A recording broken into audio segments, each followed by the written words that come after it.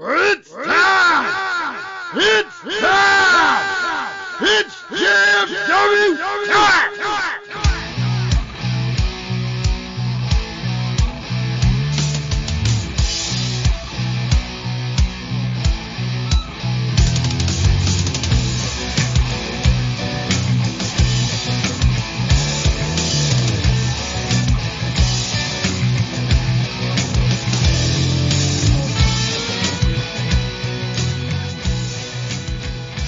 Hi guys, it's that time we're going to sum the ring with the greatest faction in podcast history. Just Freak Wrestling, the JFW Podcast, hosted by Travesty. And I am the SCW High Voltage Champion, Nubby the Amazing Turtle. And I am the resident of wrestling podcast boy life, Pacman, the podcast papa. I really had no direction to go with that one. What that the was my worst podcast boy? What? Resident podcast boy. Oh, Jesus. That was my worst introduction yet. What residence are you from? What? I'm hailing from my apartment. Standing in at 5'4" on a good day, weighing in at 180 pounds, also on a good day, Pacman, the podcast papa. Jesus. Jeez. I didn't realize I was asking. I thought I was sarcastically asking. Nubby, what's your title right now, man? What's the number now? That's a good question. Pacman's my counter now. 30 days. I just checked. Oh. Wow, 30 days. Happy 30 days there, buddy. That's a month. God, fantastic. That is a month. You're right. The things you learn on JFW. God, that's the equivalent to an April or a June or a September, a November. Not quite the rest of them, excessive over February, but. Oh, yeah. Solid, man. I mean, yesterday was February, on the 4th year, if you think about it. So. What? Yeah, yesterday would have been the February. Yeah. Count. On a leap year, yes, you're right. Yeah, leap year. Right. The 4th year, whatever. We're just coming into a leap year. Do you call it a 4th year? Yeah, it's every 4 years. Is that what you call it, a 4th year? That's what I felt like saying at the time. What time? Like that one time or every time you talk about a leap year? Just this one time. One time. Fuck. Well, I think he's a little flustered because he's got fourth mother boxed on the brain. Oh, God, why? I don't either. I don't know why I care. You know what? I pray to God that's the case because your unintentional segues are a lot better than your intentional ones. I'll tell you that much. Hey, I did my best there. I wasn't talking to you, Pacman. Quit taking credit for shit. Oh, okay. I'll shut up now. That wasn't really like a segue. It was just more of me being stupid. No, it's fine. We can definitely dive into it because Fourth Mother Box finally said things about me. Well, you kind of asked for it. I didn't ask for anything. I was nothing. I think the only reason they bitched about me is because I bitched about Metallica. Yeah. Well, that's the thing. Metallica's like their thing. Which is fine. I mean, I thought there was a good understanding between me and the Fourth Mother Box. Like, let them do their shit with you. I mean, one thing. Here's the thing. Like, surprisingly. The fucking host of the Fourth Mother Box isn't the first time to fucking shove himself into MySpace, if you will. Aha. Aha. Right. That's for older people who understood that fucking reference. What's up, Pacman? I understood that reference. Right. I think you're the cut. I think you're the line that kind of cuts off. Yeah, 29. So it's like, I think I was a freshman when I had a Facebook, so that would have been 08, 09. Yeah. It's just like when I sit there, it's like I didn't say anything bad about the other box. I didn't say anything bad about Tom. I didn't say anything bad about his fucking co-host. I can't remember. Kyle, is that his name? Yeah. The one with, he's got a hot mom. Yeah. The irrelevant one. Thank you.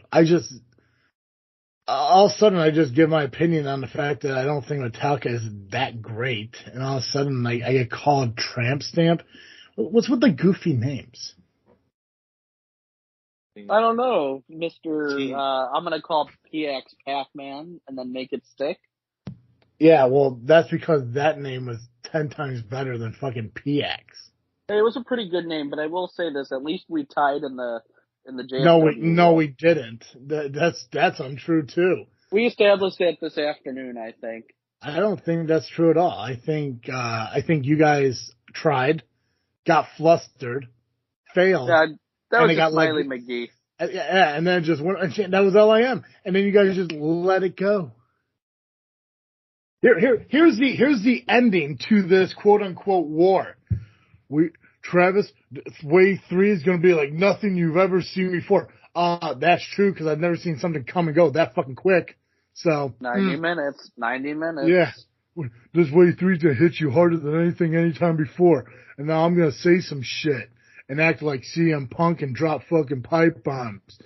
And then we're going to win this. And then like 2 minutes later, Gaboo comes on. Man, fuck Giggles.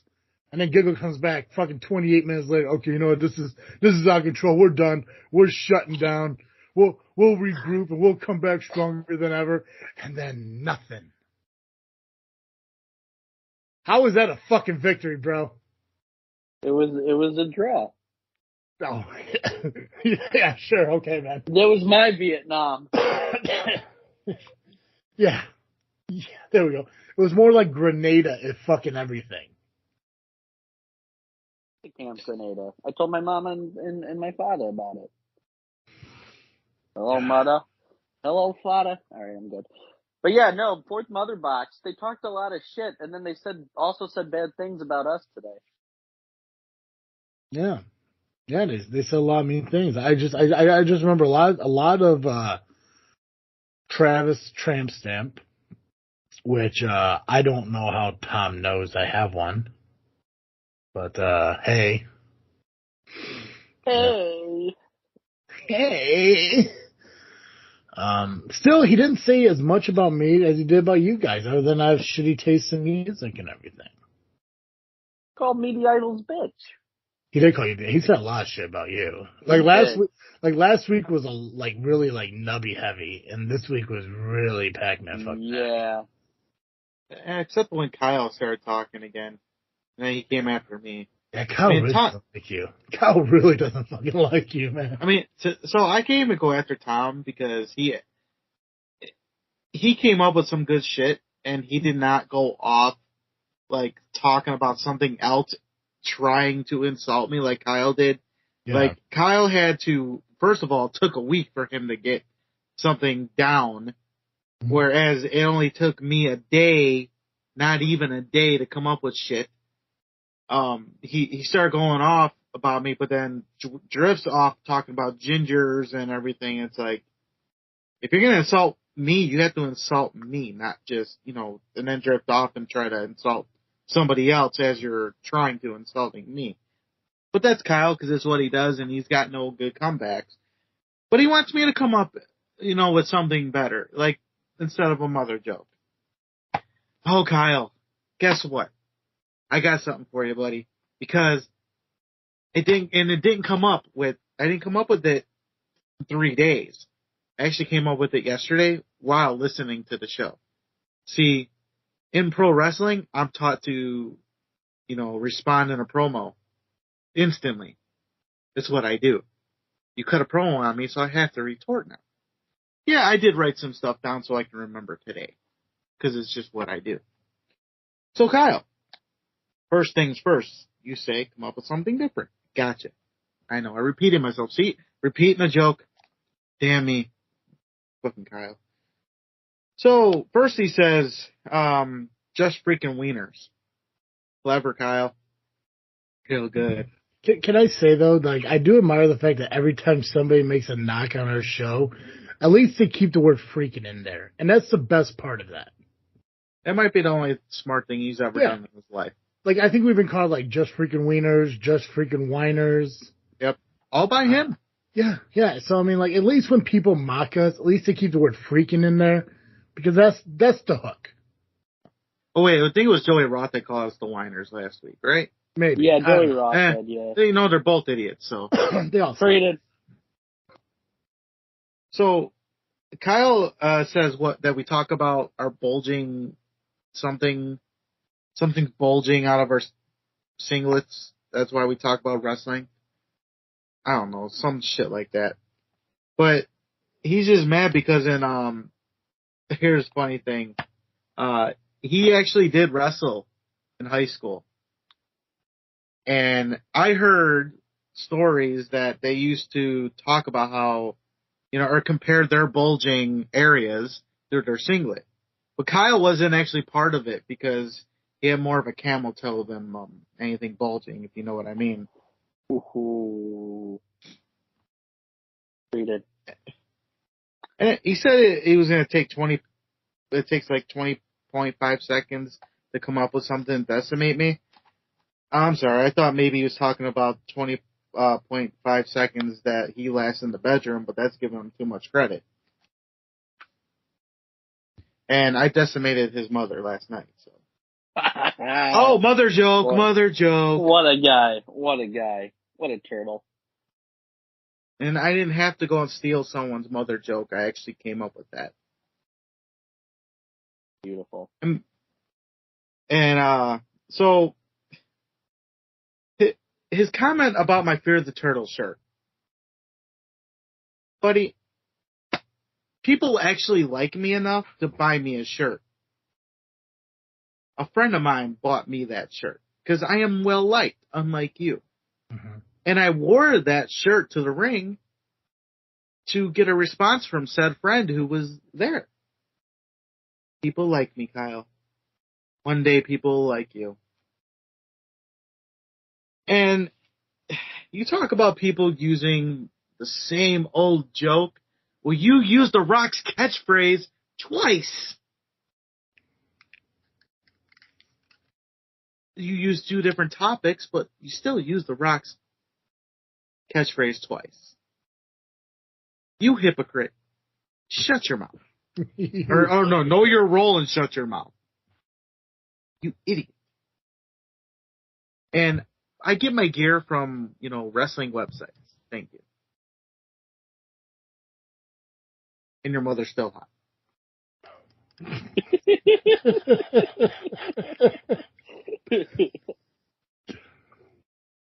All today, Kyle. All today. It didn't take me a week to come up with this.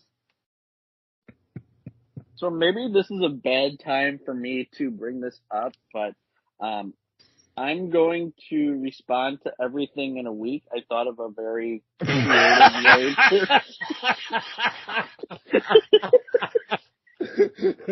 I got something to say, and you're going to hear about it in a week. That's very Kyle of you. Because, well, here's the thing. When you have on and you have all of the things going through your mind as you're listening to all of this, you have to find a different way to put your thoughts to paper. So next week on this show, I'm going to debut my new diss rap track, the Off the Chain, or the Chizang, as the kids say. No, we're not saying that here. Okay, but I can still do my diss track, right? You can still do your diss track, yes. Yes. I'm going to work very hard on it. Here's what I will tell you, though. If it's going to take you a week to do it, it better be fucking good.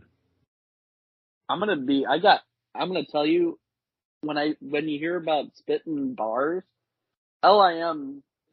talking about your local drinking establishment. Just saying. I'm just saying, if you come on here and this is played and it's not a 7.5 or better, I don't want it. 7.5 or better.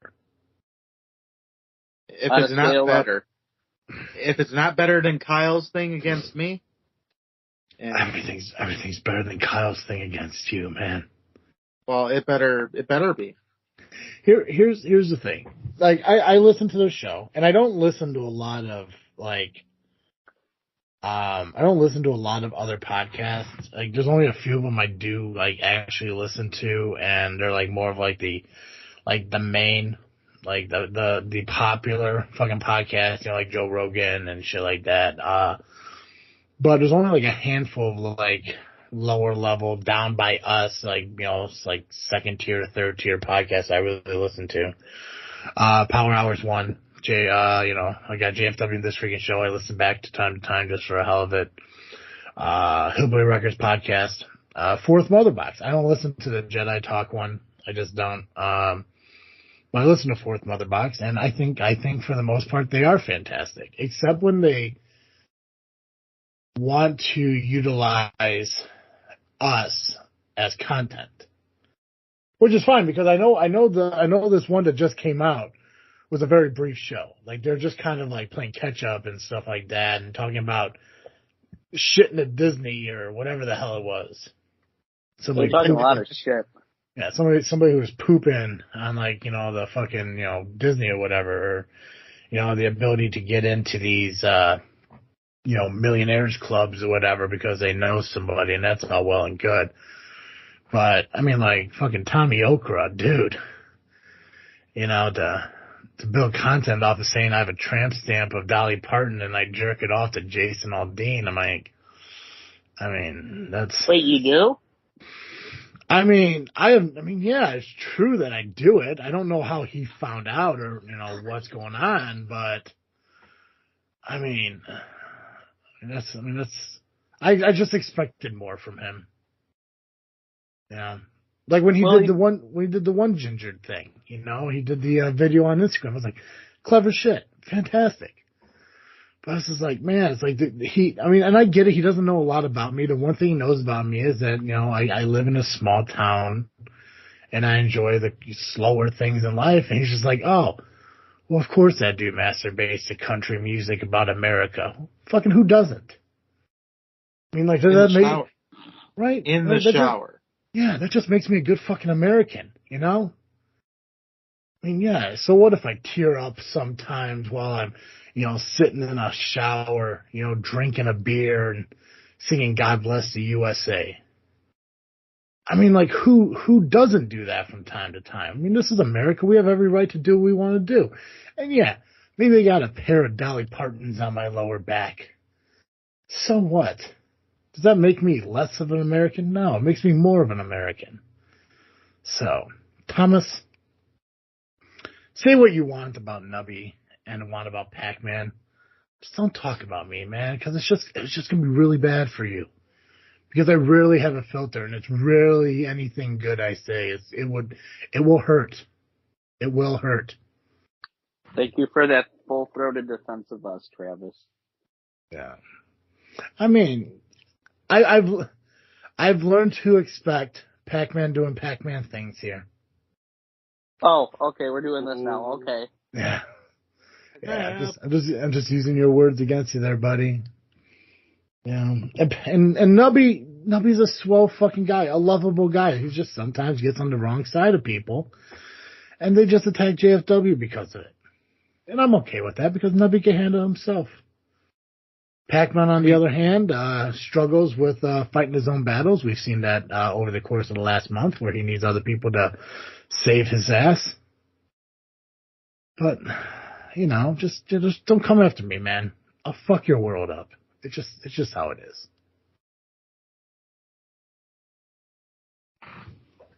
But nonetheless, you can listen to the Fourth Mother Box on all podcast outlets. Mm-hmm. They have a YouTube channel. Look them up. Fourth Mother Box on YouTube, Instagram, maybe X. Who knows? I don't know what Tom does these days. I figured he was banned on X too, but we'll see. But yeah, follow them. They're actually a good podcast, despite Kyle being on it. That's the only downfall. But hey. Yeah. When they're not running JFW down, they're absolutely fantastic. Like I said, You know, and here's the thing too, like, it's not that I absolutely hate Metallica. I just don't think that they're like the end all fucking be all. I can't go on a road trip and be like, hey, let me play an entire fucking Metallica album. No, because I won't do that to myself.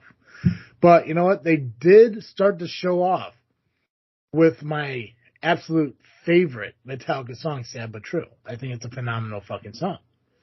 So I will give them credit for that. They do play good music from time to time. You know, they do talk about, you know, like I said, they talk about, you know, the shit that I enjoy. Nerdy things, if you will. I mean, fuck, Fourth Mother Box. Yeah. Fourth Mother Box is a DC reference, I'm guessing, to the 3 Mother Boxes from, you know, the Justice League or whatever. Mm-hmm. Yeah, I mean, they're not bad fucking, you know, podcasts. You know, they're just bad fucking people because they, you know, try to tear me down based on my strong beliefs of, you know, loving America and fucking touching myself inappropriately in the shower. So what? With your Dolly Parton tattoo. Tom, your mother doesn't mind. Why should you? Wow. Whoa. Is there anything else we got to talk to about the Fourth Mother Box, or can I move on? I think we can move on now from that one. Anyone else? Anyone else mad at us we have to bitch about? Has Joey Roth run his mouth about anything lately? Are we good on that end?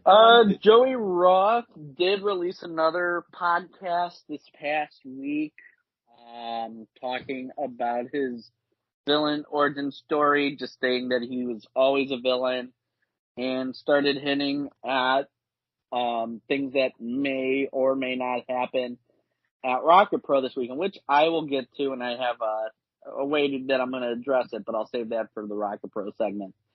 But he didn't say anything about us specifically, more about me this week. Oh, gotcha. So he learned his lesson. Solid. I don't know if he probably didn't. I mean, he didn't mention JFW, so I'm okay. He better not. He's irrelevant anyway. Yeah, when it comes to you, Pacman, you're going to be a slow burn from him. But you got to think about it this way. If he's still fucking talking bad about you, that means you're fucking on his mind and under his skin. Yeah.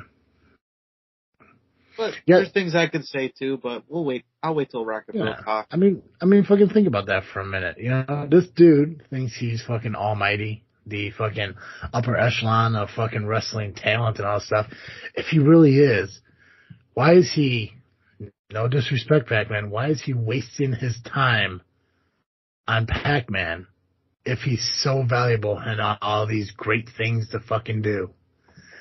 It's because Damian Gray found a way to make an impact in pro wrestling by doing something nobody else does, and that's attack a fan. And Joey Roth wants to jump onto that fucking opportunity to remain relevant. Exactly. I mean, honestly, I've been thinking about it as I've been just sort of processing everything that's happened over the past couple months.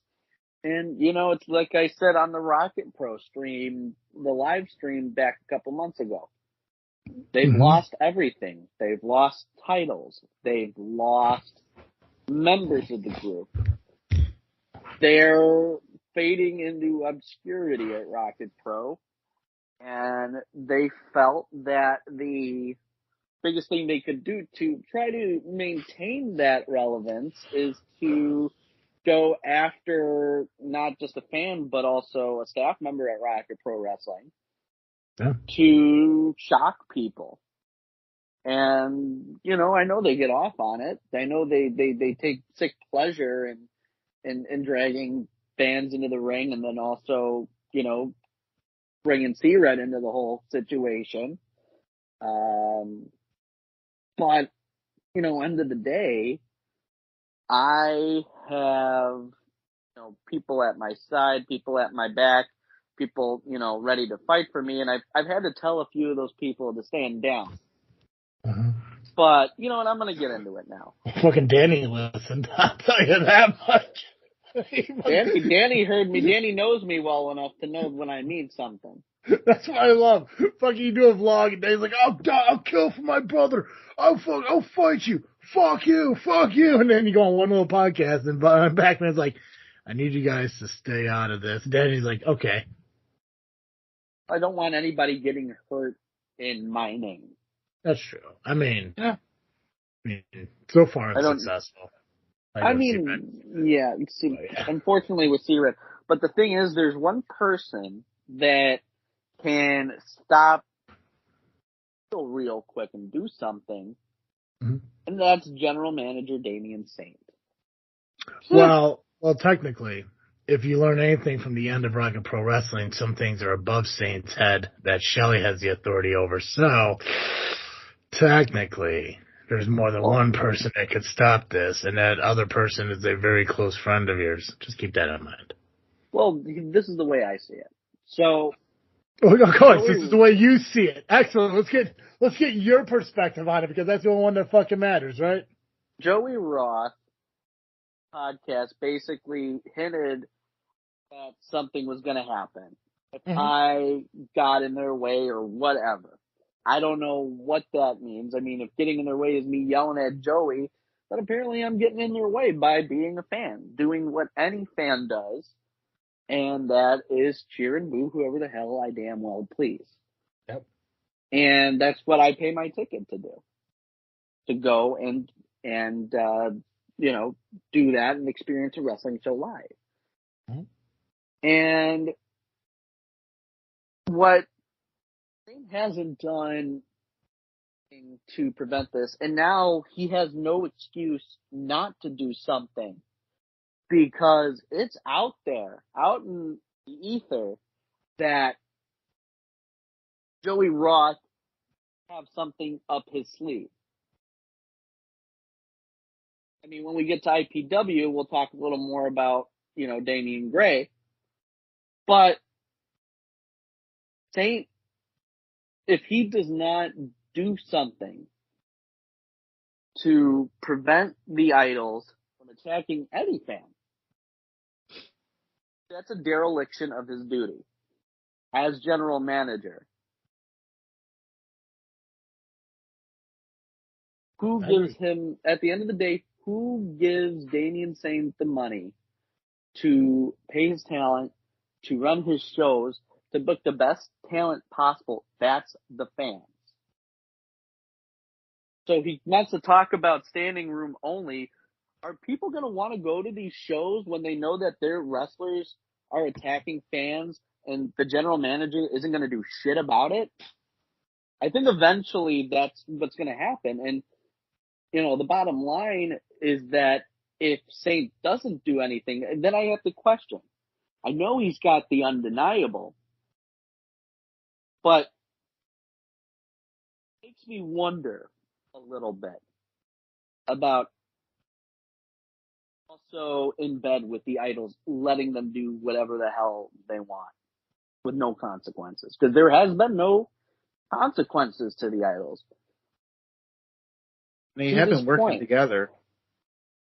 I mean, let's be honest. Right? And the one thing that I do see too is, it seemed like they were in cahoots, because Eric Schultz came out and distracted Maximus Orion, letting Damian Gray match with a roll up, distracted him, and they were high-fiving each other on the way out. So, what I'm questioning, Saint care more about his allegiances? Does he care more about his bottom line? What I'm questioning is, I'm wondering if that Music and Light guy who did the Undertaker entrance for Eric Schultz got fucking fired. Not sure about that. Yeah, I'm not sure about that either. Interesting. But think about it realistically. I mean, it's not surprising that you would have the Undeniable and the Idols fucking working together. I mean, who leads the Undeniable? Damien Saint. And who appointed Undeniable, or who appointed Damien Saint as general manager to begin with? Joey Roth. I mean, is anyone surprised that this is happening? No. Right? You know, I mean, like, as I've been connecting the dots, no, it doesn't surprise me. Yeah. And to answer your question, Pacman, it's very quite simple. You said, if fans know they're going to get pulled into a ring by a wrestler, are they going to want to go to any more shows?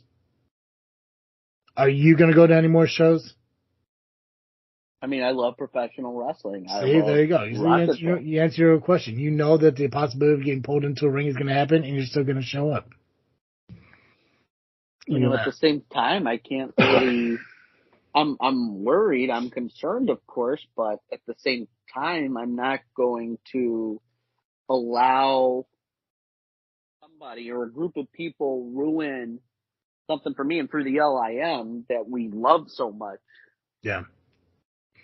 So, I did notice on your recent podcast, your Lovely Intoxicated podcast, that you seem kind of like out of sorts and almost down and out mentally towards the end there when Nani was on talking about how you're getting people involved and everything, and you did kind of look like you were bummed and everything. Is that fair to say?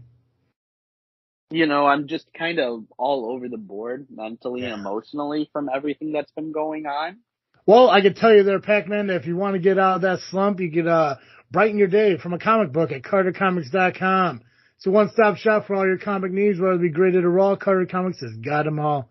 All you got to do is go to CarterComics.com and check out their amazing store. Fill your cart up with all their amazing comics. At checkout, you can use the discount code FREAKNET, FREAKNET. You'll save 10% on your entire order. Not just at their website, Pacman, but also at their 4 different eBay accounts. You can find links to all those at their homepage at CarterComics.com. Discount code applies at sales at eBay. But do they have a dick count code? They don't, and you can't super wipe it either. Damn it. Well, you want to know who is a major dick count and a super wipe? Who's that? Danny. Oh, you know what? It's my brother, but I'll allow it. I'll allow it. You're a brother. Really, he got me. He got me good. Well, not good for him anyway, because I could deal with the fact that his hatred for Hawaiian breath is a thing. Whatever. He's wrong, but I could deal with that.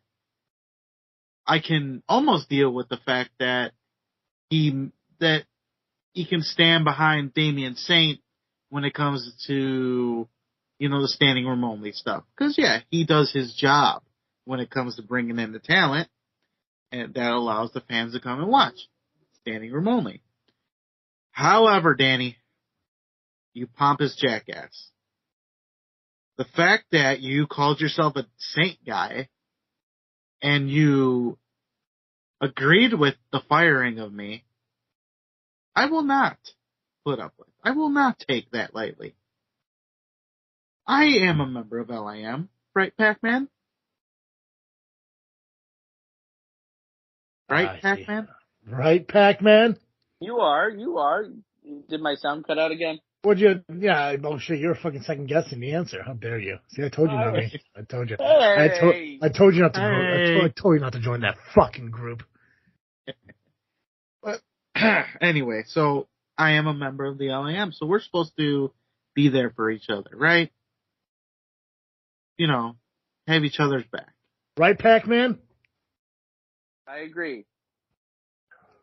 No, I get it. Danny and Tony, they got their thing. That's cool. Whatever. I'm enjoying that part. That's fine. But Danny, the fact that you're a Saint guy and you agree with Saint for firing me, if I had it my way, if I had any kind of pull in the L.I.M, I kick you the fuck out for that. And I give your championship to Gabagool. It doesn't, at this point, Mr. Danny, you could just go join that loser group, the Idolizers. I'd rather hang out with White Girl Wasted than you after you said that. Oh, jeez, don't do that. He'll fucking hook on to you and wonder why you guys aren't friends from time to time. Well, that's fine. That is how pissed off I am at you, Danny. How can you be a Saint guy after he's allowing this travesty happen to your own brother, and then firing me unjustified. That was an unjustifiable attack, unprovoked attack, and wrongful termination. But you want to back Damien Saint because he's Mr. 13, 12, whatever, how many staying room only? Fuck It's like you. 11. Why would you correct Nubby? Don't correct him right now. He's on a fucking roll, bro. Come on. I'm gonna shut up now. Jesus. It'll be 12. What's your answer question? It'll be 12 on Saturday. We know. Do you know why it's going to be 12 on Saturday? Because I am actually going to be in attendance. Because you're actually going to be in fucking attendance, man. That's right. I will be there. Right? People are finally there to see the fans. That's what it is. Right. No one gives a fuck about what Damien Saint's doing over there. Come on now. Come on. Granted, bringing in solid talent from time to time. Don't get me wrong. So, I mean, I guess he has something to do with it. But, at a certain point, you just believe in the fan base that Rocket Pro has, and you gotta stop taking credit for it. It's just... He takes the credit, and he takes the money. He's a politician. Oh, yeah. Yeah. But you want to go back a politician, Danny?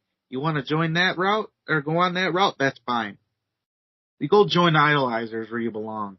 But that bullshit. Ooh. Yeah, or White Girl Wasted, or Rocket Boys, or any of the other stupid ones. L.I.M isn't better. They're just not as stupid. Yeah, we're just drunk. Danny's making the Rocket Boys seem like saints. Speaking of which, how the fuck do you think that you got onto this show because you won? Well, I mean, you did offer, and I thought it was a nice little truce gesture. So I accepted the offer, and the war was over. Yeah. Well, because it was a tie. Yeah, it clearly wasn't a fucking tie. Even Nubby knows that for a fact. Right, Nubby? You can't win every battle, and Wave 3 was a battle we lost. Wave 3 was the end-all, be-all. Yeah. And you gotta blame Smiley McGee for that one. Yeah. Yeah, wave 3 was your big boot off the top rope, Sid Vicious. You fucked it up. Oh, speaking of the top rope, hold on, I gotta backtrack. I forgot one thing to Kyle. Sure. He told me that I need a step stool to get to the top rope. But you've been watching wrestling all your life. We don't use step stools to get to the top rope. We climb from the bottom up, idiot. Anyway, so we got a lot of shit to cover today. I think the bitch fest is over. Well, we covered everything, right? We talked about Fourth Mother Box, Joey Roth. We talked about the Idols and Damien and Danny. Mm-hmm. I don't think there's anyone else. Anyone else having problems with anyone over here? We all good right now? Is that everyone? Did we cover that shit? JFW addresses their enemies. Yeah. Yeah, it seems to be a lot more common nowadays. The growing list. Yeah, well, let's, we got results for IPW. Do you guys want to run through that now? Or do you guys want to do these predictions for Crown Jewel, or you want to wait till the end on that? Let's wait till the end. That'll be easy. Okay. Let's do the IPW results then. Yeah. Go ahead, Pacman. Take it. And I got them. Thank you for that. No problem. Just glad I was able to make it yesterday. I was more glad than you were, let me tell you. But yeah, so pay attention. So IPW was yesterday, and John started the show by announcing he was effective immediately stepping down as the information liaison.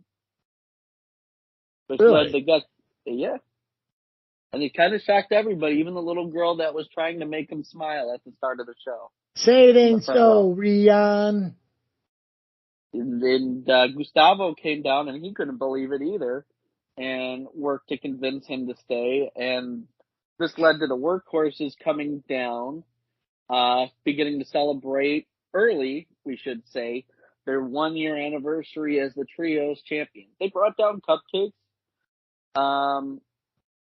Did get a cupcake, and it was very good. They should have given me an extra one, but whatever. It was their 1 year. Hold on. Were they homemade cupcakes? Were they from that one lady of yours there, Nubby? The cupcake lady? I didn't even know there was cupcakes. I think she would offer me one if they were. What kind of cupcakes were they, Pacman? They were vanilla and chocolate. I think they were from like the Jewels. Oh, so store-bought? Gotcha. They were store-bought from the Jewels. Then it wasn't the cupcake lady because she makes them from scratch. Okay, gotcha. Yeah, but it was a different lady who made the cupcakes. Okay, I just well in my mind I was thinking like, well maybe the wives of the workhorses made them, but how difficult is it to mix batter with hooves? But okay, never mind. Go ahead, we're good. And the workhorses were ready to celebrate, and Gustavo challenged them to a trios match, and the match was made. It was Gustavo and two partners of his choosing versus the workhorses in the main event for the trios championships. And that was the main event. That will be the main event. Because next, we have Turtles match. Oh yeah, I had a match. You did have a match. You were the first match on the show. And you were facing Nakeem the Dream. Is that right? The Demon Baby. The Demon Baby. And he had a pacifier. I guess it's a good thing he showed up, Nubby. I was already mentally checked out that day. To go from not being booked to being the first match on the card. Yeah. But you proved one thing. Always have your gear. Yep. That's the golden rule. Was it because they found a spot for you, or was somebody no-showed and you had to take their place? I think it was a mix of a lot of stuff going into it. Gotcha. Okay, gotcha. But yeah, for those of you who are coming up into business, especially these new guys and trainees and blah blah blah blah, always have your gear with you. Always be ready. Even when you visit a promotion just as a fan and stuff like that, you don't know if they're gonna have like some kind of battle royal and they say, "Hey, you got your gear with you?" If you say yes, that shows value. I think I can't remember which show it was, but I know it was Team Hollow. I know Muggsy James was there, and I stopped off and I had a conversation with him and all that shit. And he even said to himself, he's like, "Hey, I got my gear with me." And I'm like, "God, I appreciate that, and I wish I could get you in, but I got no spots tonight. Everything's already booked because as a good general manager I make sure that my card is booked and ready to go, before a show starts." So, but it's always cool when you get a fan or a wrestler who shows up just as purely a fan saying like, "I do got my gear in the car." It's like fucking solid. So, good job, Nubby. Way to be a example for all the up and comers. Look, I take my gear to weddings. See, solid.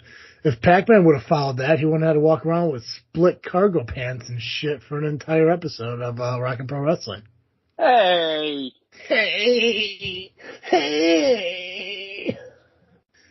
God, you sound like that fucking 1-900 caller Nani. God, what the fuck is she doing whispering all the fucking time?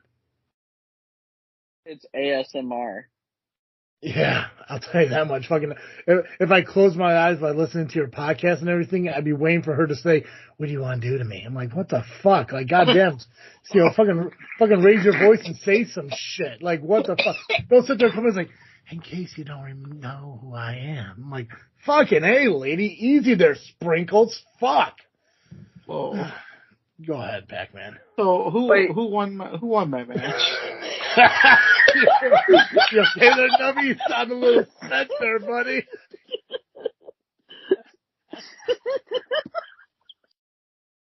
God, now I get that picture fucking Pac-Man sent us from you inside the ring earlier. That makes sense. Total sense. So, Turtle, I got some good news for you. You won your match. Duh. Shell shocked the baby? Huh? Baby. You shell shocked the baby? I shell shocked the baby. And I kicked him. Solid. But if I may, break the fourth wall just a tiny bit. Just a little bit. Gonna do that just a bit. For this matchup, I did things that I never do. And the story was told. I still was character. The gear was a little different. Not so. What did you just say? What? Did you just say I still was character? I was still in character. Oh, okay. I thought you said I still was character like you unintentionally Chuck Gunderson.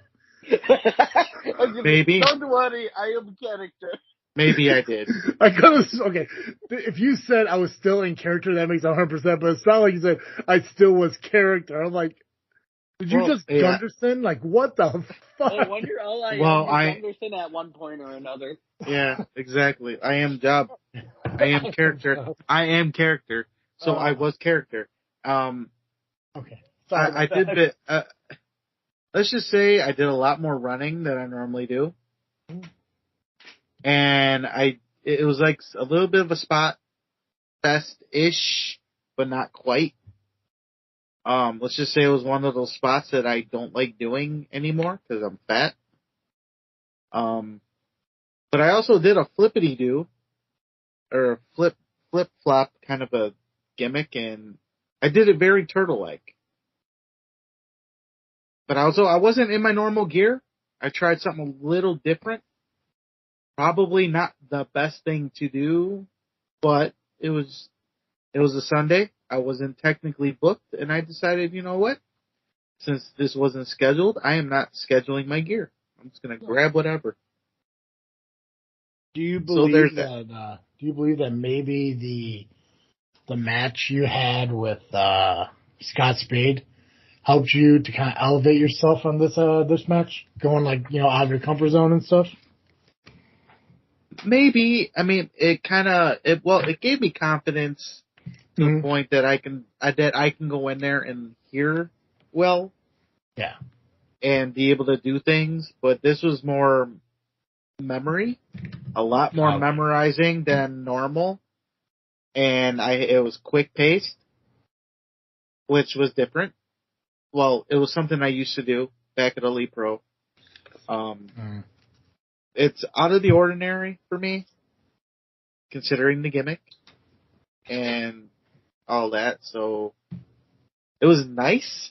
Not probably something I'll do often, but I'll still manage to tell a story in between all the rolling and running and stuff.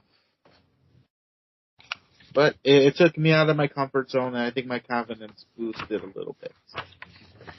Glad to hear that, Nubby. I really am, man. But enough about me. There's a whole other card that we got to get. Yeah, something Pacman's never said on a fucking podcast before. Well, I'm talking about other things. Enough about me. I don't want to get too much shine in. You get your shit in, brother. Motherfucker talked more about himself on JFW than he did on the Love You Intoxicated podcast this week. You know. Yeah. Count the minutes, folks. Tell me I'm wrong. Tell me when I'm telling lies. But of course, that's just Pacman doing Pacman things. I see what we're doing here. But we got Joey Dalton, who called out Steele for his match. And Joey Dalton won his match. And then D'Angelo Steele went after Joey Dalton. And Joey Dalton was hit with Rachel, the Second City Championship. And refs and Quinn Whittick helped Joey out of the ring. Steele's that he's the guy who's the new CCW champion, right? I mean, that's C3. C3, you're right. Yeah, okay. That's right. I gotcha. Just want to try to compare and make sure I got everyone's information down. And before I miss it, Joey Dalton faced off against EJ Swanson. For some reason, that wasn't in my notes. Fucking Nubby. This is your guy here. This is your fucking guy here, buddy. But I got it. Wait a minute. You're trying to cover up your fuck up right there, aren't you? Yeah, 100%, but it worked. Seamless. It was good. It was like you didn't even notice it happened. That's right. Nobody just knows me too well. I pay attention to things. That is true. You do. That is true. That is. You just saying what we're all thinking. Like the demon in Billy Madison. It's true. It's not true. Oh, Jesus Christ. I do like Dalton. I think Dalton is a guy who doesn't get enough fucking credit. Where does he wrestle outside of IPW? Wrestle League. He's been at Rocket Pro. Has he been a Rocket Pro? Okay, okay, gotcha. Yeah, in Air W. Oh, good. He was a tag team champion with Quinn Whittick for a day. Oh, for a day? Well, a month, but you know. It was like a cup of coffee. Oh, gotcha. Yeah. All right. So we had a non-title match with league champion Damien Fonzarelli, Gray, versus Daddy Andy. C-Red was, starting chants in the crowd, which really seemed to get under Damien Gray's skin, as Gray was looking to cheat to win and take an easy way out. C-Red got up on the apron and distracted him. Hot Rod, Daddy Andy. Well, actually, no, he's no longer Hot Rod. He's just Daddy Andy now. No more Hot Rod, bro. No more Hot Rod. Got to break that habit. How was he, by the way? Did you see a character change in him? I would say it was slight, but he definitely got a haircut. Really a different side of Andy. It's a different side of Andy for sure. All the same, he's still, goofy, but there is definitely a shift with Andy. He seemed very focused. Not that he wasn't before, but he wanted to make a statement with that match. Did he win? He did win with the roll-up because he distracted Damien Gray. Solid. Congratulations to the new Daddy Andy. But it sucked that it wasn't for the belt. It wasn't for the belt, so he's not the champion. Damien Gray was helped to the back as Daddy Andy celebrated in the ring, making the belt gesture, and Rion walked up to C-Red asking him why he did what he did. And I've never seen my grandfather that fired up. He told Rion, you know exactly why. It's because of what the Idols did to my grandson at Rocket Pro. He pointed to me. And what they did to me as well. And nobody's going to mess with my family. Nobody's going to mess with me. And I'm not going to leave this business with the Idols hanging over my head. So C-Red was very, very fired up.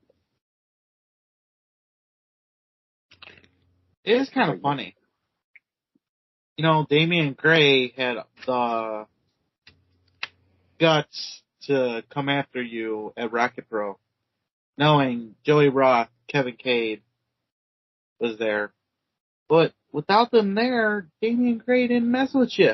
Well, you know what? I can't say that to be true because when his music hit, I just kind of got transported back to earlier in the month at Rocket Pro, and I could not look at him.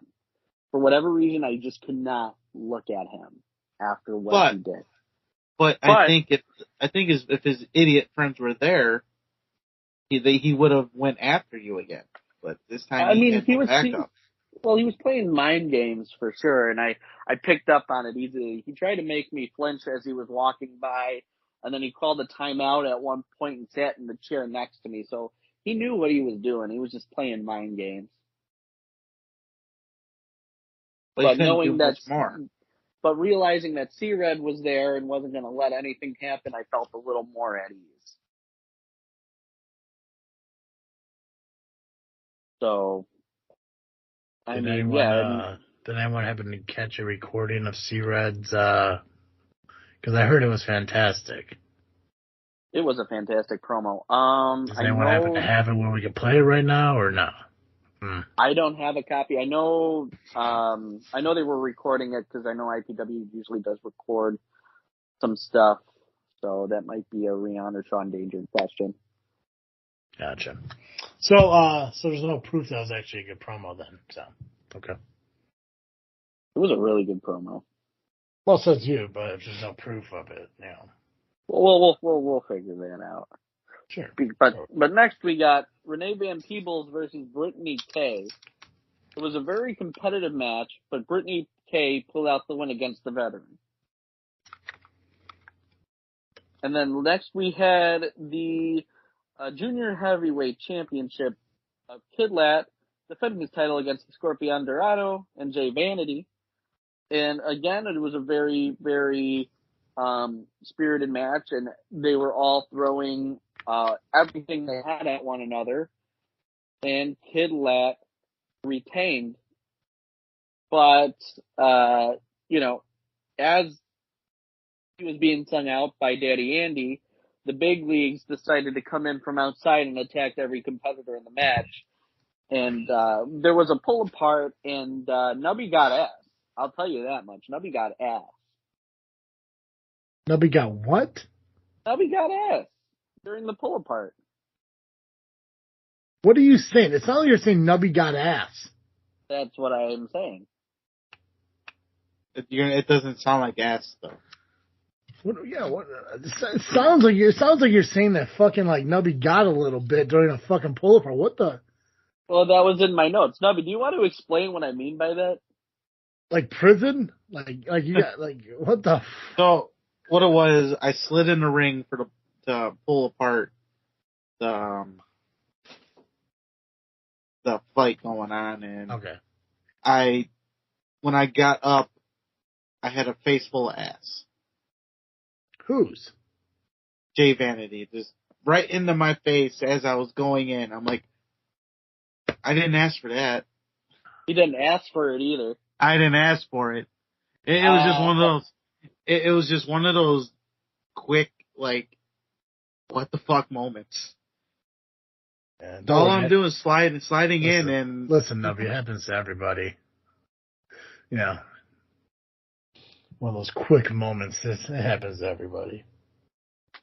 I mean, it happens to Kyle all the time, but treat it.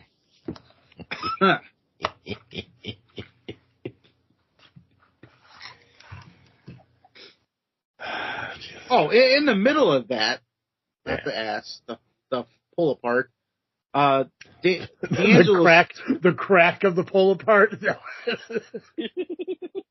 I guess you could say, speaking of the ass crack, D'Angelo Steele, I'm holding him back, and he decides to punch me in the face. And I'm like, you're punching the wrong guy here. I'm the one holding you back. I'll let Joey Dalton after your ass. Oh yeah, I would have. I would got, dude. If I was you, I would have gotten your moment right there. Like, fuck this, dude. Yeah, and I still owe him, asshole. I mean, no. Where the hell's the? I mean, I could ask at the end, but I'll ask now. Whatever. Now that it's fresh in my mind and everything. But how was Gustavo as a host? Did he get all fucking entitled and like fucking like last few host or? No, he was actually fair. He was very down the middle. It might be controversial at the end, maybe. Yeah. Well, to get there, but he was fine throughout the whole show. And granted, he was the one that put himself in the trios match, but he also didn't have a match throughout the night. So, and we had to put the trios titles on the line. It is ridiculous. The Workhorses only defended the titles 4 times. Uh-huh. Well, they've held those titles since what? Like they took them off of ARC, right? Yep. Yeah. And shit, I know at least since I've been going, I haven't seen Mal Mercer there in a while, so probably about a year. I think the last time he was there was when you guys hosted. I think he was in the Ingression tournament. Oh God, was he there during that? I don't remember. Yeah, he was in the Ingression tournament. I really don't remember a lot of the time we hosted. Only reason I remember that is because he threatened to kick Gabagool's ass at one point. That makes sense. Yeah. that makes a lot of sense. I get that now. But Tony Gunderson. Good old Tony Gunderson. Tony fucking Gunderson. Flipping into different accents. Perfect. Anywho, We had D'Angelo Steele versus the Real Deal Skills. The Second City Championship. And you missed it because Muggsy did the Rion coming in, coming out, and coming back in entrance. And he had a Rion singlet. We all felt it in Richmond Park. We all felt it. We felt it indeed. Can you feel it? But the workhorses came out in the middle of the match as Muggsy was about to pick up the win. Broke up the 3 count, which allowed Steele eventually to retain the Second City Championship. Uh-huh. And then there was another pull apart as Joey Dalton and Steele were trying to fight each other. So there was quite a lot of loss of control at PW yesterday. And then we had J.R. Lindsay going up against Great Tiger. J.R. Lindsay has a massive hat now. It's bigger than his own head. But Great Tiger in his debut defeated J.R. Lindsay, and the big leagues beat down Great Tiger. Yeah, sounds about right. Then we had Marcelo Spade versus TW3, and Spade retained his championship, the C3 Urban Culture Championship, against TW3. And then he wanted to be booking IPW, and I guess he made the best of it. Mm-hmm. So he retained his belt. Marche came out after this and decided he was going to issue an open challenge for the next IPW show on November 26th. So anybody in the locker room who wanted to go up against Marche, want to try to take those chops, it's fair play to them. Oh, that he came out and issued a challenge? He did. Oh, I missed it. It's your time there, Nubby. It's your time to step up to Marche Rocket. Are you ready? You gotta do, like, prep your chest for the, choppage. I'll need a step stool for him. There you go. Just fucking start chopping this fucking thigh, bro. Who gives a shit? Yeah. Have you seen his thighs? Those things are huge. I've seen a lot of him. Take that for what that will. Anyway. Garrison Creed versus the Soul Taker. And it was a no contest because the workhorses beat down both men. But at the end, the Soul Taker and Creed decided to combine their efforts against each other. Taker calls out the workhorses, and I wrote in my note, and I'll have Turtle explain this, that Soul Taker pulled a Nubby twice. Turtle, you want to explain what I mean by pulling a Nubby?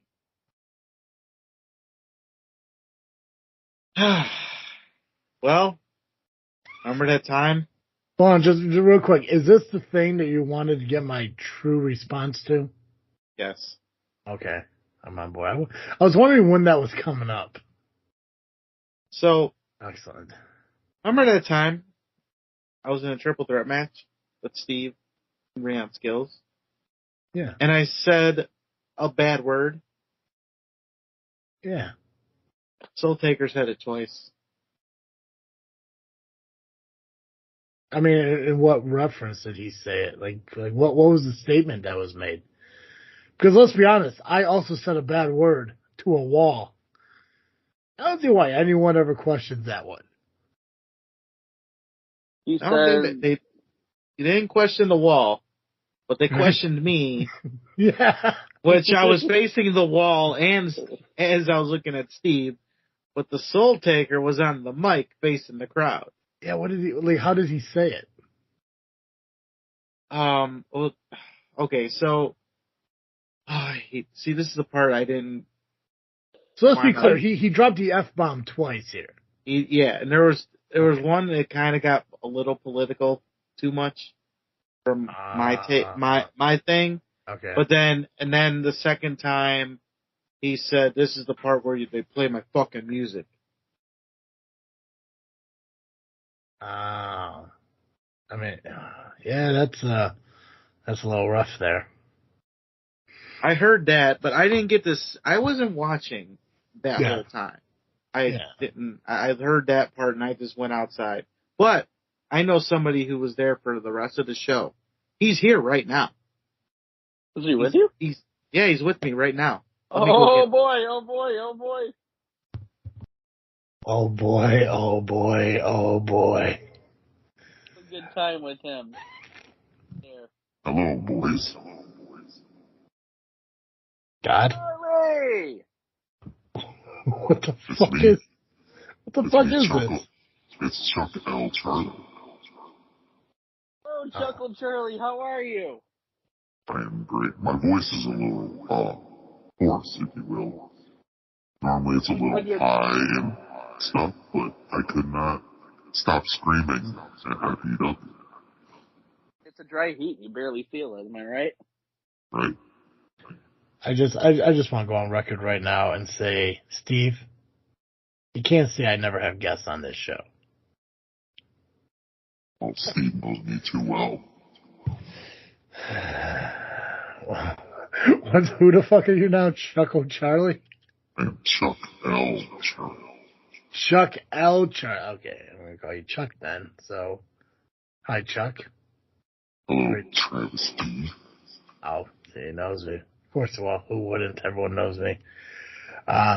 You can talk to him, Pacman. You're doing the IPW shit, so feel free.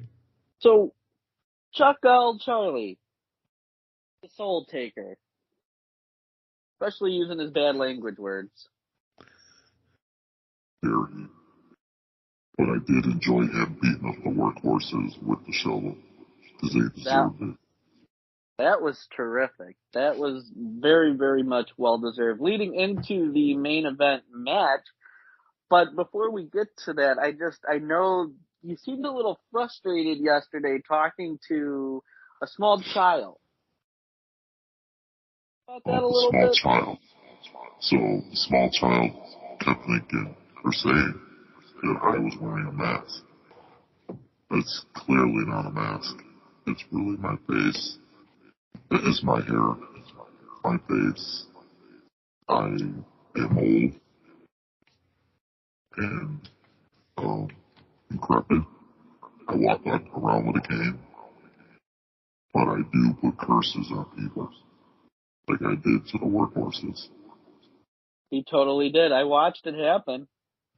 Doing different encampments, enchantments, whatever. I don't know the words.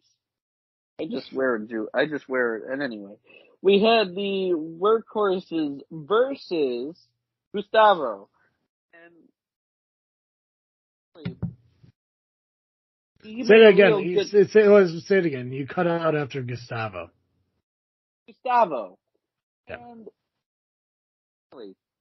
why do you keep fucking cutting out after Gustavo? What the hell is God trying to prevent you to say right now? Trying to say his Chuck L. Charlie's name. Did that come out? Okay, now Third time's the charm, baby. Yeah, right. I'm not sure what the hell's going on. That was weird. This motherfucker cursed you while he's here?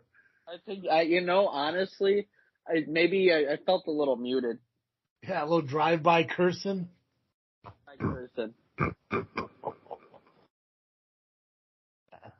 So, Gustavo had a really good choice in partners, I would say, right, Chuck? I believe he did. Probably top of the line partners. He had the real deal Muggsy skills, and Travis's best BFF is in best frenemy forever. Main event, Steve Aaron. He's not my frenemy. I consider him a friend who has bad opinions on shit. So a friend of me. Sure. Whatever your high school fucking mindset needs to, believe, whatever. Hey, I went to high school with Damien Gray. I went to high school with Damien Gray. Oh, I'm from the neighborhood. I like to fucking wine. Yeah. Hey! Damien Gray is an asshat. I agree with you, Chuck. I agree with you 100%. But it was a very controversial finish to the Trios Championship match. Gustavo, Gills, and Steve are the new Trios champion, but it seems like there was a little bit of controversy as Gustavo's shoulders were also down on the mat. I mean, Well, Chuck, what do you think of that? According to a picture of some sort, it looks as if Gustavo's shoulders are down. But from where we were sitting, Gustavo's right shoulder was up enough for the 3 count. And I have the best eyes. I'm old and decrepit, but my eyes are still good. I can see Eats a lot of perfectly. carrots. Carrots and cucumbers. That's the goal, people. Be more like Chuck L. Charlie and less like the workhorses. But that's my input. I just want to set the record straight. I put the curse on the workhorses, just like I put the curse on Steve Aaron years ago to allow the Amazing Turtle to win the war. And Damien Saint, I put the curse on you already, and I'm gonna keep cursing you some way. Now I must go put some more curses on, especially with Halloween tomorrow. Right, Chuck. It was nice seeing you. So, from my understanding, for perfect eyesight, carrots and cucumbers are the go-to.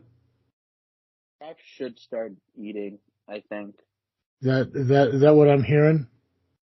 That's what he said, right? Yeah. Weird. Hey, Turtle, welcome back. Yeah. Thank you. I let him out the window. He likes the window. It makes a lot of sense because I know Tom's mom has perfect fucking vision and everything. That's why she keeps a basket of carrots and cucumbers next, right there on the nightstand. Damn. Did not see that one coming. It's okay. I'm wearing my Steve glasses, so that was a Steve saying and not me. That was IPW, and the next show is November 26th. Yeah. Do they have a December show? IPW or no? They might. They had one last year. I had to double check. I checked that yesterday. Yeah. They did have one last year. I still want to get an idea of how many shows we actually have in December because I really think it's only like 2. No, I'm sorry, 4. 2 Dreamwave, SCW, and IPW. Yeah. Rocket Pro, 5. Never mind. Because there's a lot of shows. Or POW. POW, too. POW has a show in December? Yep. Okay, God damn it. That's Rage Reaction. So I guess it's really ARW and CSW don't have shows in December. I thought there was a lot more than that. That was about. Yeah. And D6 doesn't have a show either. November is their finale for the year. Man, I was so looking forward to going to that too, but it's the same day as SCW. And you can't be a general manager and miss your own show. Solid IPW show. It was unfortunate I missed it. Hopefully I should be able to make the next one. Nubby, what do we got for Wrestle Rage coming up? POW's WrestleMania is this Saturday. Yeah, it is raging. There's a lot of rage. Wrestle Rage 21. It's getting to the point where like POW's WrestleMania, is so what's the word? Synonymous? Is that the word? How do you pronounce that? Synonymous? Is that right? Am I saying that right? Yeah, you're saying that right. Am Synonymous. I right? With the Midwest, so well known, it's been going on with a 21. Is that correct? Wrestle Rage 21. It's almost getting to the point now when you reference other people's WrestleManias, it's like you might as well just say that this is like ARW's Wrestle Rage or CSW's Wrestle Rage and shit like that. Right. That's how big. I mean, fucking hell, you know, Rocket Pro and Damien Saint want to talk about, you know, standing room only events and everything. Like, fucking Rocket POW is almost running out of standing room only tickets for this fucking thing. Indeed. It's nuts. That is all that's left. Yeah, I think there's like 15 standing room only tickets left or some shit. Yeah. And right now they are just $15. If you want to get them in advance via the links on their Facebook page. Otherwise, if you want to make the attempt at the door, they are going to be $20. Yeah, and they're at the Lombard location, which they're at the Brower House in Lombard, which is a fantastic venue, absolutely amazing venue. Yeah, I was there at last year's Wrestle Rage. I wasn't on the show, but I made it there. It was in an awesome venue. 1000 North Rowling Road in Lombard, Illinois. Doors open at 5:30 p.m. Bell time 6:30 p.m. Again, standing room only tickets, $15 in advance. Otherwise, $20 at the door this Saturday. You know, fun fact, for those of you watching the audio, you're not going to understand this, but, you know, all I got to do is move these glasses from the top of my nose to the bottom of my nose, and I go from Steve to Dude Love pretty fucking quick.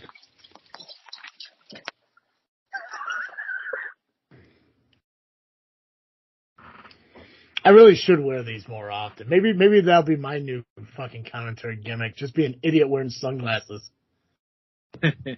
Seems to work for other people. Why not me? Well, that's not gonna bite you. All right. So at Wrestle Rage, being inducted into the POW Hall of Fame will be Mr. Riccolo and RJ. Well deserved. I don't know much about RJ, but Riccolo, I mean, there has been so many stories about him. But congratulations to being inducted. That's really awesome. Mercy. All right. Styling Shane Eaton with Jay Scott will be taking on Axel Abreu. In a 6-man tag, it'll be Hunter Payne, Paulie Tomaselli, and the returning Joey Chichi, taking on Reckoning members with Chris Ugly Hepburn, Jason Dukes, Logan Steele, and Tyler Sullivan. In a singles matchup, we got Terry Allen taking on Koa Laksamana. This will be match 3. I believe it's 1-1. They both have a win apiece. Tyson Phoenix will be taking on Swoggle, WWE's Hornswoggle, if you want to be real. Mateo Valentine will be taking on Moondog Murray.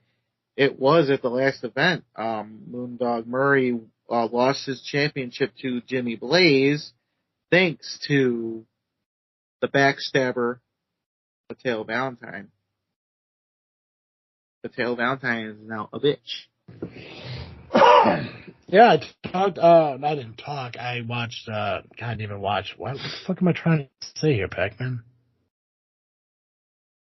Words, it sounds like. Yeah. Words, it sounds like. I listened to the Hillbilly Record podcast, and they talked a little bit about Mateo Valentine turning on his long-time friend and everything. So, I don't know a lot about POW, but yeah, I guess it's like probably the most like what the fuck moment of the year for them is that Mateo did that.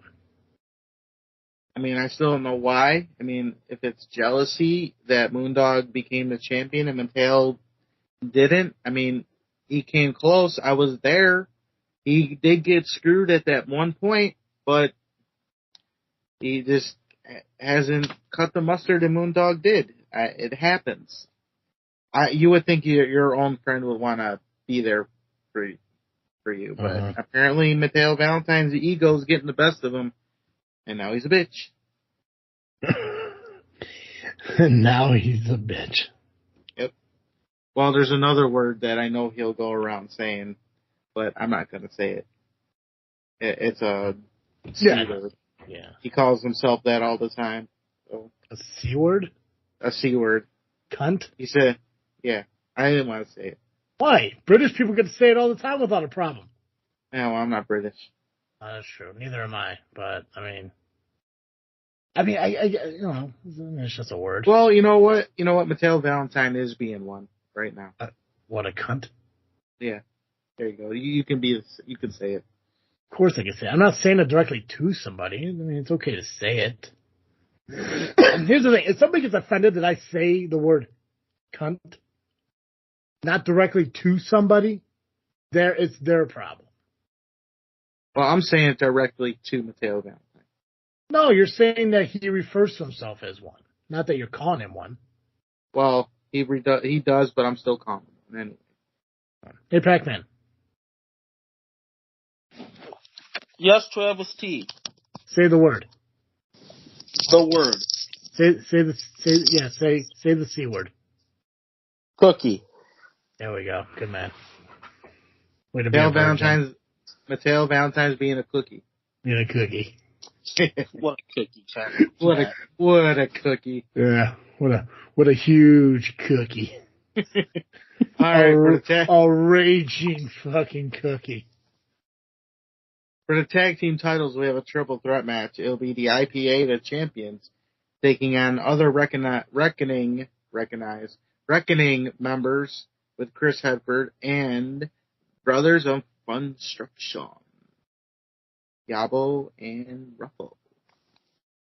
Then, for the heavyweight title. Real quick. Not to interrupt you again, but who just meowed?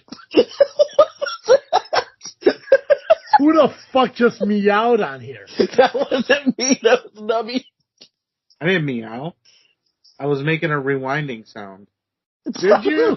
It sounded like a dying cat. Well, don't VCRs...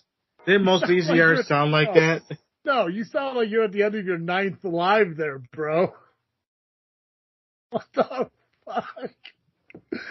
How did the Brothers of Funstruction do in that tournament? How far did they get? Did anyone know? They didn't win.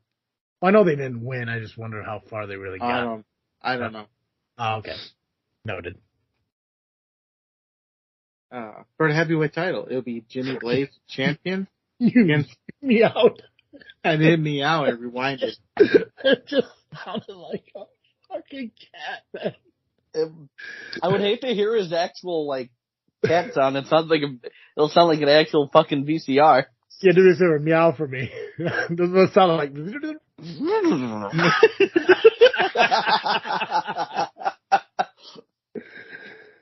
Oh God. Anyway, for the heavyweight title, is Jimmy Blaze the champion taking on Kazile?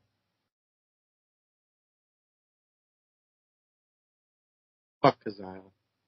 Fuck yeah, that's right. He did attack you along with the rest of the torture. Well, not all the torture killers. Macabre wasn't there, but a good chunk of the torture killers did take you out. And speedy recovery to the Amazon for her knee injury at the hands of Logan Steele. Yeah. Sorry, Amazon. All right, that is POW Wrestle Rage this Saturday, November the 4th at the Brawler House in Lombard, 1000 North Rowling Road. Doors open 5:30 p.m., bell time 6:30 p.m., $15 standing room only on Facebook. Otherwise, go to the door the day of, and they're 20. And that is POW Wrestle.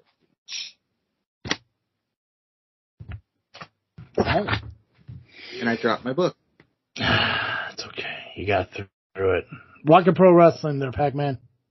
Rocket Pro Wrestling there, Travis T. We have Harvest Havoc, which will take place this Saturday, November 4th, at St. Joe's Park, 700 Theodore Street in Joliet, Illinois. I remembered my address this week. Haha. We have general admission for $15, and front row is $20. And we have a bunch of matches on this show, and I hear Bill Shelley may be in attendance at this. But we have the first match here of Shogun Chris Logan versus someone that Nubby is very familiar with, Paulie Tomaselli. Yeah, very familiar with that guy, and that's one of the reasons why I will be in attendance, because I've been waiting for Paulie to show up. It's unfortunate that he doesn't get to hear my crowd reaction as I was fired. Just make yourself known in the crowd. You'll get the reaction. Well, come on. How long have you known me? How long have you known me? Dude, just fucking jump that fucking rail and slide in that ring. Who's going to stop you?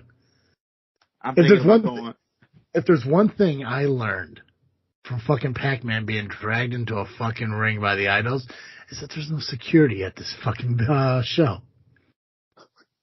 So, because Paulie's on the show, I'm going to go take the extra mile and be primetime pimp.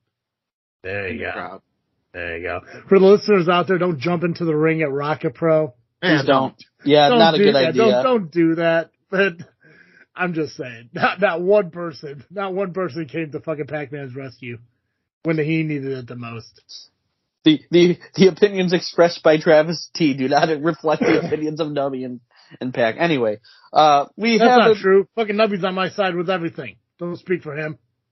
Okay, I won't. Good. But then we have a singles match. Don't jump in the ring. Fans, trust me, don't jump in the ring. You'll end up looking like fucking Pac-Man and shit. Hey! No, you'll actually get, if you jump in the ring, fans, you're going to get worse than what Pacman got. Oh, yeah. You'll get fucked up. Yeah, they do not put up with that shit. Oh, God, no. Never go beyond the fucking rails. Unless you're a trained professional wrestler like Nubby. For Nubby, it's okay. So, just to go off the side a second, any of you guys ever been to a show where a fan jumped the rail? I think somebody jumped an Elite Pro rail once. I want to say that did happen, but I can't remember. Not an all-sip, Stager, or whatever the fuck that VFW was. I think someone tried. They didn't get very far. Yeah, they didn't get. I don't think they got into the ring. I think it was during the Straight Up Villains match. It was like during because I remember something with what's the dude named Brandon or Maverick. Mm-hmm. It was something with Maverick and Jay, and I think it was like a Straight Up Villains thing or something like that.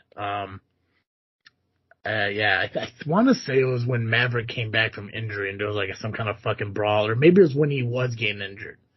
But I do remember I think somebody jumped in the rail and they didn't quite get into the ring. It wasn't like anything.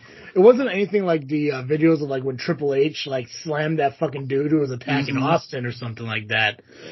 But it was more just some fucking drunk dude who got pushed back up against the rail and kind of put back over. But nah, I remember it was the Tomasellis. This was when Paulie was still Brandon. And the Straight Up Villains. I do remember all of that shit. I think it was in Stager. I do remember that. Other than that, not really. No. I think there was a Blitz show once, and it was at the Windy City Thunderbolts game. I was reffing. No surprise. Some fan yelled at this one girl, and her boyfriend thought it was the ring announcer, and he was going to try and get in the ring. And I was standing there waiting for him because I saw the look in his eyes. I'm like, yeah, he's going to get in here. And I was ready to be there to kick him in the face if he did. Then all of a sudden, you see Tony Scarpone fucking bolting from one end of the ring to the next, grabbed him like he was a laundry basket, picked him up, just fucking walked him out of the past the fence. But I think that was the closest I ever seen a fan, well, not so much of a fan, try to get in the ring. But I think it was more comical that a big man like Tony was fucking just bolted. Never seen a big man run that fast and just fucking pick the guy up like he was nothing. That might be the only time I talk nice about the guy. But hey, moving right along. We have Brooks Berna versus Buck Nasty Bucky Collins. Continuation of the whole TDC Bucky Collins situation. So last time that TDC and Bucky were in the same building together was at Rocket Pro. And when they were all together, Bucky Collins made Christian Rose snap. And long story short, caused a lot of dissension with TDC as Christian Rose shoved Connor Hopkins out of the way. And the trust hasn't been quite there ever since. So it's going to be a very interesting dynamic to see Brooks Berna try to, put this Bucky situation to rest. So all of TDC can move on. But following this, we'll have the Inter-County Championship match between Joseph Von Jaeger versus the real deal Rion Skills. Joseph Von Jaeger, of course, won the Fatal 4-Way last month to be entered into this match and became number 1 contender in his debut. And should be an interesting dynamic as Rion was getting ready to greet him. He also greeted him with a kick right in the groin, which I felt was nuts, to be honest. Puns. I got him. Yeah, he also got herpes, I heard. That's no comment. That's what sounds about right. No comment. But speaking of getting things, we're gonna be getting to the next match. Do you listen to what I say now? It's something I would say. God, right? Yeah, it's infectious. Speaking of things. We have the Ryan Matthews taking on... Speaking of things. Speaking of words said. God damn it.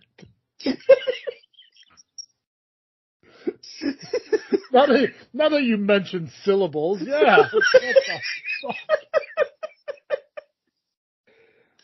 Oh, fuck. All right, so we have the Ryan Matthews of the Undeniable taking on Maximus Orion. This is a feud entirely centered around Fortnite. So basically, the Ryan Matthews, not very good at Fortnite. Maximus Orion, he's pretty good at Fortnite. I've been on the Twitch streams with him. He's gotten us to a lot of victory royales. And it got kind of even more personal yesterday that after a one-on-one between the two on Sling Blade's Twitch channel, if anybody's curious, definitely check that out. Sling Blade. SLYNGBLAYD.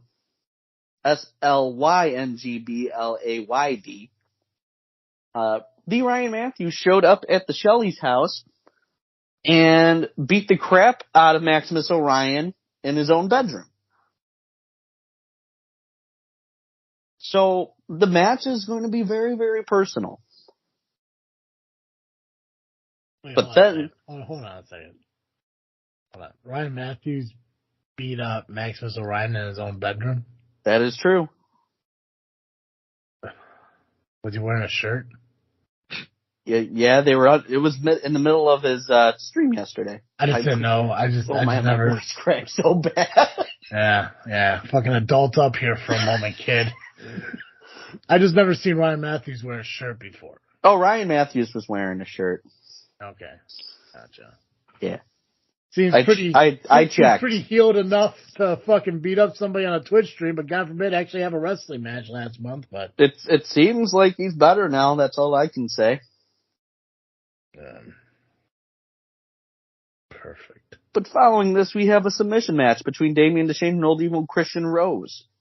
This challenge was made by Deshane after Christian Rose inadvertently cost TDC the tag team championships. And a video was shown backstage of them backstage right after the match, arguing about this all.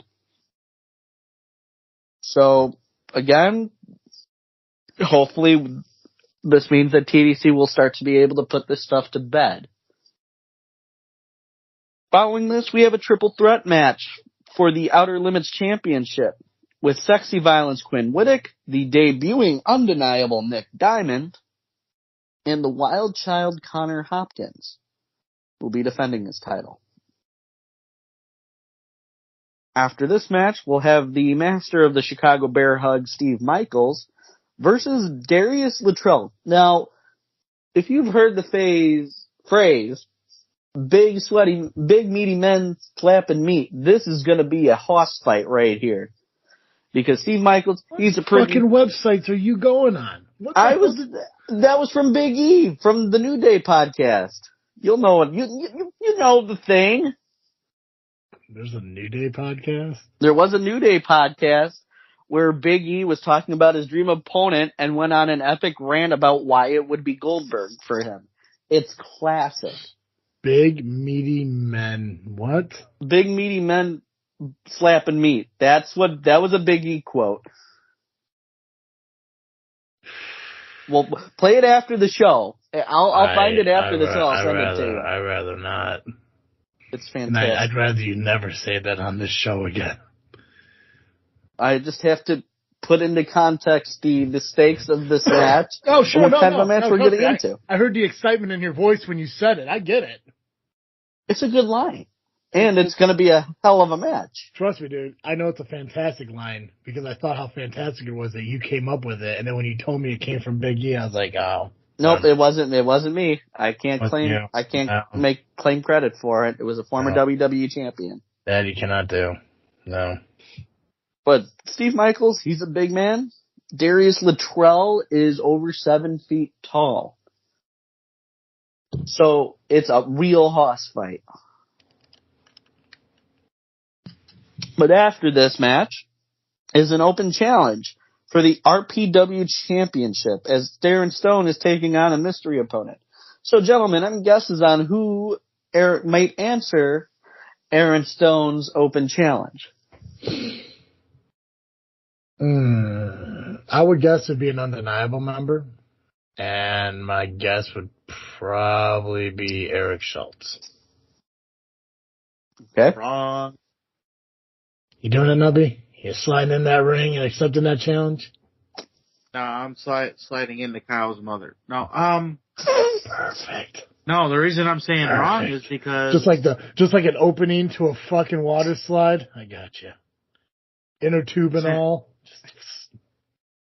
I mean, you might be right, but it wouldn't. But you might be wrong because Eric Schultz is in the Rocket to the Top ladder match. Mm-hmm. Tough dude. He'll fucking be able to manage. He'll get through 2 matches on one show. He'll be fine. Now, my guess will probably be an undeniable member, not man, because they're not. They're not men. Solid. Treated. They're bitches. And I think it'll be Skylar Reed. Skylar, was he the one that got, who was the one that got ran out by Mike Myers? Skylar Reed. See, I, if I remember correctly, I was watching a video from Rocket Pro, with Damien Saint and the, Canadians. But he was praising the other guy a lot. Can't remember his fucking name though, but. Devin August. Yeah, that guy. He was praising him a lot. Another one of the undeniable members that beat me down. Yeah. If you look outside, of Undeniable, I mean, Steve is always up for a fight, and he's wrestled before. Lost. That he had. Yeah, but there's also Koa. Yeah, we haven't seen him on the card yet, so. Yeah, Koa's been showing up at Rocket Pro quite frequently and everything, so I mean, we can see him pop up. I mean, as long as his fucking hot manager is there, who gives a fuck what he's doing in the ring? I mean, there's also Marche Rocket. He's not in a tag match. His partner's in a match. Yeah. Marche Tuba. Plus, I mean, 3 Rings may just show up for, for whatever they want to do, and Yeah, I wouldn't be surprised to see Grin or Sinister or Machine, step into the ring and, bring some gold over to them. What about you, Pacman? Who do you think's gonna fucking step up to the challenge? Could be a variety of different people. That could be like, hey, a bunch of them. I mean, it could be one of them, but I think you guys are discounting who it really is. And I think it's going to wind up being Doink the Clown. Doink the Clown. Nobody's counting him in, One of these times, damn it, I'm going to be right about that. Because he's fucking dead. You could book him as soon as you can book fucking Test. Well, there's other people that play Doink. Chris Jericho played Doink. For a bit. For an angle. You know who we haven't seen in a while? Gold Coast. We have not. I know. It's been nice. Yeah, it has been nice. Santino's been quieter than usual. Hey, he hasn't. Hey, Pacman. Hey, Pacman. When you gonna induct the Coast into the L.I.M? Do you find it weird that I talk without moving my teeth? For fuck's sake, Santino. Hey, Damien Gray. You, stop following me. Don't go into haunted houses where I work. You need to buy a ticket. Oh, you say Damien Gray. Damien Gray's not on the card. Could be him. That's true. That is true. Imagine that. Yeah. Could be any member of the Idols. Could be Joey Roth. I haven't seen Flash Harris in a minute. My dad, dude, if my dad won the title, I would be like, we would go to Disneyland. Yeah. It would be magical. Shaq Jordan made an impact at his debut at Rocket Pro Wrestling. I mean, he broke a light. Well, he didn't break a light. He, helped tear down the show before it was over. But, I mean, who knows? He might, he could step up and take on the challenge against Don. I mean, there's Garrison so many Creed. people. We haven't seen Garrison Creed. Yeah, we haven't seen Creed in a while. Yeah. He was there at IPW, but maybe he'll be at Rocket Pro. Yeah. Or Travis T. Oh, that's true. That could be me. Then I could put, if you won, then I could put, like, your name in my phone, and then I could count the days you're champion and say it here. Aw, that's adorable. You think I'm ever going to give you my phone number? No. I mean, like a note? Yeah. I'm going to tell you right now, man, if I was Rocket Pro champion, you think I'm going to associate with you? Fuck you. That you remembering the little guy, and then I'm 5'4" on a good day. That's right. When you wear your lifts. That's a good day for me. I'll tell you that much. God damn it! This is why I don't go to fucking Six Flags with you. Speaking of tall things, there's a ladder match that's gonna happen. It's for the Rocket to the Top briefcase. As ridiculous as that sounded, that was actually a good one. Tall things, ladders. Ladders are pretty tall. Well, most ladders are taller than us. That's true.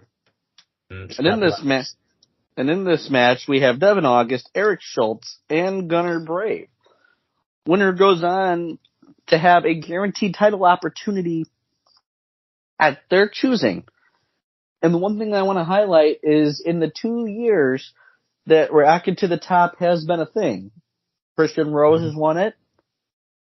He cashed in, had a successful cash in, was RPW champion. Aaron Stone cashed it in, successful champion. 2 for 2. You're basically, at this point, if history is showing itself, you're guaranteed an RPW championship if you win this match. Oh, you know what? Paulie, well, we talked about Paulie's, wrestling both RPW and POW Saturday night. Yep. Maybe Swaggle. Think Swaggle might accept that challenge? Man, if he's managed by Doik the Clown, then sign me up. See Swag will come in and pin Stone and become Rocket Pro champ. That would be interesting. Right? I would go crazy. I would go banana. But yeah, that's Rock. A-N-A-N-A-S. The shit is bananas. B-A-N-A-N-A-S. Okay. Let's get wrapped up here. We're getting close to our time limit. A Rocket Pro Wrestling Harvest Havoc this Saturday at November 4th at St. Joe's Park, Joliet, Illinois, 700 Theodore Street. General admission $15 and front row is $20. Salary dues. The end. Daddy Andy likes Dunkaroos. Dunkaroos are fantastic, and I fucking challenge anyone to say otherwise. It sounds like we're getting ready for a Daddy Andy Travis tag team. No. That would be Travis' team. Solid, but he'd have to lead the L.I.M. That's not fair. That is. I don't agree. Life ain't fair. Life ain't fair. All right, Crown Jewel. That's right. Crown the Jewels. Or what's the name of that group? Rap group? Crown the Jewels? Yeah. I'm the king of rock. Is not higher. Suckers NC. That's my favorite rap song, by the way. So, thank you, Tony Hawk Pro Skater. That's a better game than Tony Gabagool Pro Skater. Fucking Tony Gabagool has the illusion that the L.I.M beat me, so.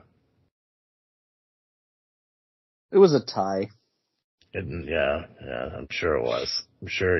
Dude, I'm gonna tell you the same fucking thing that your parents have told you your entire fucking life. Little Pat, you believe what you believe, and no one will tell you different. Man, have you been, hiding in my walls? That's exactly what my dad said to me 2 days ago. I believe that. That I strongly believe. We got the singles match for the World Heavyweight Championship. Seth freaking Rollins taking on Drew McIntyre. Who you got, Nubby? Seth freaking Rollins. Pacman? Seth Rollins. Yeah, I got Seth too. Fatal 5-way match for a women's championship. I'm assuming this is a first fall finish win match. So Rhea Ripley, Nia Jax, Shayna Baszler, Zoe Starks, Raquel Rodriguez. First off, fantastic that they're going to have 5 women in one ring in Saudi Arabia.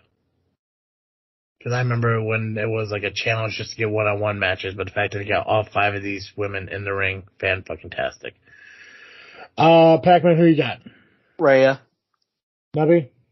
Rhea. Yeah, so do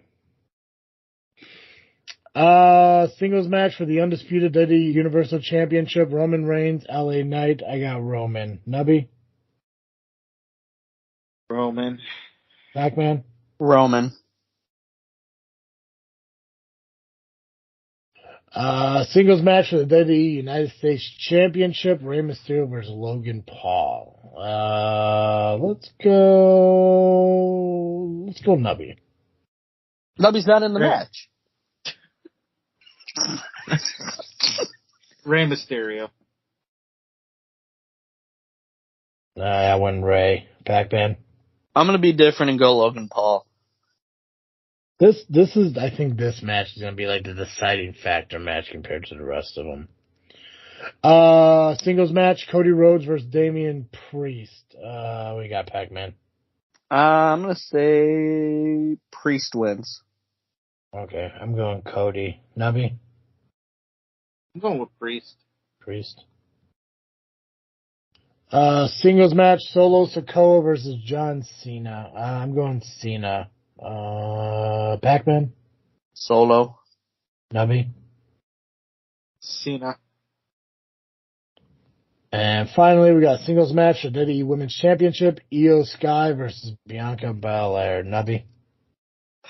Io Sky. Pac-Man? I'm gonna say Sky. Okay, I want Io Sky too. Solid fucking match card. Yeah, buddy. It sucks though because it's in the middle of the afternoon. Yeah. I think it starts at like 2:00. Yep. Yep. Well, So. that's because it's in Saudi Arabia, which I'm surprised that they're going over there considering the thing over in that area. Yeah. It's like anytime they go over there, there's always something going on in that part of the world. Yeah, it's a rough part of the neighborhood. Well, rough part of the world. I was gonna say neighborhood. Yeah, it's a rough neighborhood. What show was it that they started the pay-per-view at like 11 a.m.? Was that Australia? That sounds about right. I remember when I used to work Saturdays and shit. Like there was like one pay-per-view I started watching, and I worked like 7 to 3:30, and like I think around like 11 o'clock. It had to been Australia. Is there anything else wrestling related we got to talk about? What's on the agenda for next week? These results, and then we should have. Actually, I don't think any shows that I know of coming up. Are there no shows next week?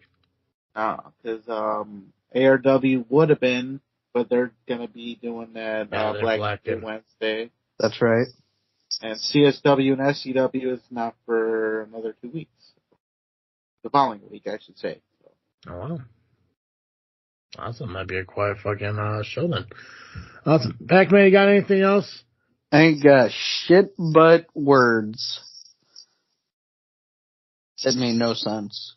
I got nothing. You never do, buddy. But it's okay. You believe what you want to believe and let no one tell you different. Thanks, Dad. Yeah, no problem, putz. Guys, make sure you follow us on social media, Facebook, Instagram, and Twitter. You pronounced it wrong. You were saying something? You can follow us on social media, Facebook, Instagram, and Twitter just by searching Just Freak Wrestling or the JFW Podcast. And also listen to our podcast wherever you do pick up podcasts, whether it be iTunes, Google Podcast, Spotify, Podbean. And I'm going to mention YouTube specifically here because we decided that we're going to try to add more content to our YouTube channel. So Nubby is going to do more Nubby exclusives at wrestling shows while he's there and everything. And we're going to release those exclusives onto YouTube going forward. Indeed we are. So we're going to try building more content into our YouTube channel. From a behind the scenes point of view, there's actually a discussion that I got to have with, Joey and I guess you guys too, on the possibility of actually our JFW content moving over to Freakness Studios YouTube channel and it all being under one. That's a strong possibility of that happening, but it's not anything official yet. But in the meantime, everything will be released over onto the JFW YouTube channel. And you'll be able to see all of Nubby's exclusives from the shows that he is working or attending over there. So, Nubby, congratulations on having your own playlist on our YouTube channel. Thank you. And, hey, Pacman. Hey, me. You are not exempt from this. Cool. I will do the things. Yeah. Pacman, if you also want to do any exclusives, feel free to. We'll put them up on YouTube. Alrighty. Guys, that's all I got. I believe Chuck L. Charlie said we can. Ring the bell on this episode. Perfect. As always, I am Travis. I am Nubby, the Amazing Turtle, Cowabunga. And I am PX, Pacman, the podcast Papa. Fuck the idols. And thank you for listening to another episode of Just Freak Wrestling, the JFW Podcast.